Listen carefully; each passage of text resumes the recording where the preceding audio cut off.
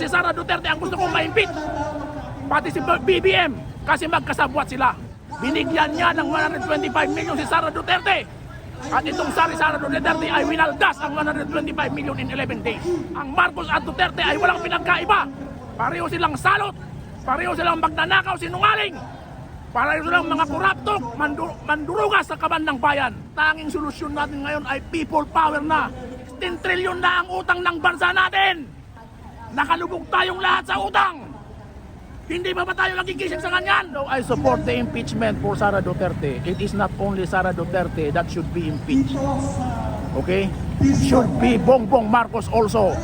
And all those corrupt government officials na nagnanakaw sa ating kaban ng bayan.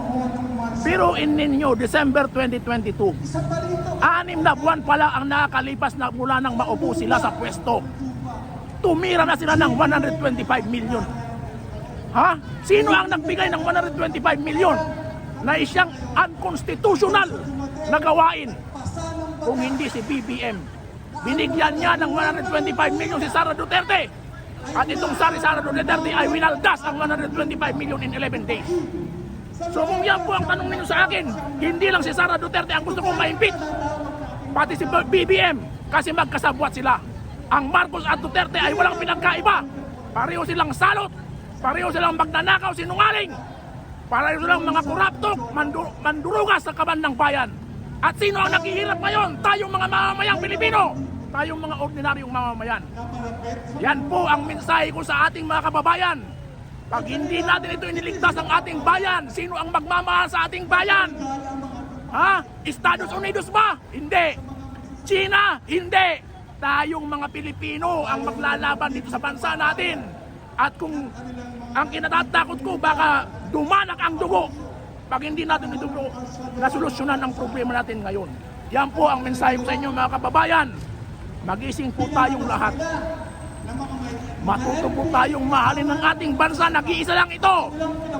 Huwag na nating hayaan. Biruin mo 1987 Constitution, 38 years have passed. Anong nangyayari sa ating konstitusyon? Maliwanag na maliwanag.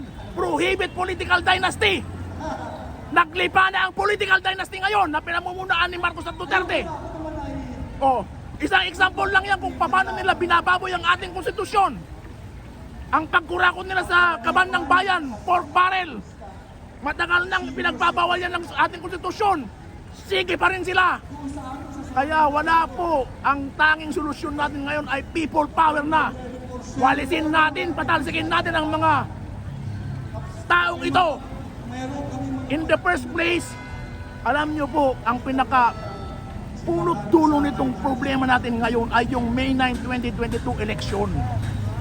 Yan po ang gusto mo ninyong maintindihan. Dinaya yung ating eleksyon noong May 9, 2022 sa pamamagitan ng Smartmatic na ginawa nilang Smart Magic na ginamitan nila ng iisang IP address 192.168.0.2. Kaya yan nanalo itong Marcos at Duterte na yan. Sila ang naluklok. At ang nagluklok sa kanila ay makina. Diyan po galing lahat ng problema natin ngayon. Sa tingin niyo po, 2 taon na at kalahati ang nakakalipas.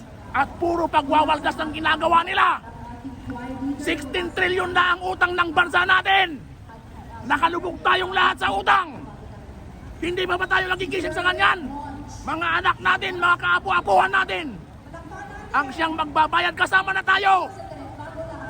Yan po ang katotohanan. Gusto kong isiwalat. Kinakailangan mabago natin yung ating sistema ng eleksyon. Dahil dayaan po ang nangyayari. Makina ang naghahalal sa ating mga gobyerno ngayon na pinamumunuan ng hinayupak na George Garcia na yan, chairman ng COMELEC, na kinakatigan naman ng Supreme Court, na hanggang ngayon ay kinukurap, hindi madesisyonan yung aming mga petisyon tungkol dyan sa halalan na yan. At muli po mga kababayan, uulitin nilang pandadaya na yan ngayong May 2025. Kaya for me, I am calling all you, my brothers and sisters, let us boycott this May 2025 election. It is not going to be an honest and fair election. Pinalitan lang po nila yung Smartmatic ng Miro. Palit lang ng pangalan, Smartmatic to Miro, but it's still the same style of cheating. Yung tinatawag naman in the middle po yung IP address. That is a blatant violation of our Omnibus Election Code. Yan po mga kababayan, ayusin na natin ang ating sistema dahil maawa tayo sa susunod nating mga henerasyon, sa ating mga salinlahi. Ako po ay 65 years old na, hindi na magtatagal dito sa bundok ibabaw na ito. Pero ako'y aalis na nababagabag dahil sa mga nangyayaring ito sa ating bayan. Ako'y namumroblema sa mga kabataan ngayon na walang pakialam. Corrupted na ang mga mindset nila. Ang akala nila, ang paglustay sa kaban ng bayan ay okay lang sa kanila. Magising po tayo mga kabataan, please. The youth is the hope of the fatherland. I am calling on you, the youth. Ilaban natin ang ating bansa. Sa tingin niyo sir, magkasabwat ang Duterte at Marcos? Yes, magkasabwat. Sinasabi ko na nga ba, yung one very concrete example, 125 million po noong December 2022. 6 months pa lang silang nakaupo sa pwesto. Binigyan ni Marcos ng 125 million na confidential fund itong Sara Duterte. Sinong nagbigay sa kanya ng authorization na maggawin yon? It is unconstitutional. It is not in the GAA budget of 2022. Nilabag niya mismo, siya na presidente, pangulo. So he is impeachable also. Pagkatapos ito ng Sara, tuwang-tuwa, nakuha yung 125 million, winaldas in 11 days. Oh, kaya po, magkakakutsaba sila. Sir, bakit ngayon sir, nag-aaway sila? Siyempre, nag-aaway na sila dahil ang isa gustong makaposisyon.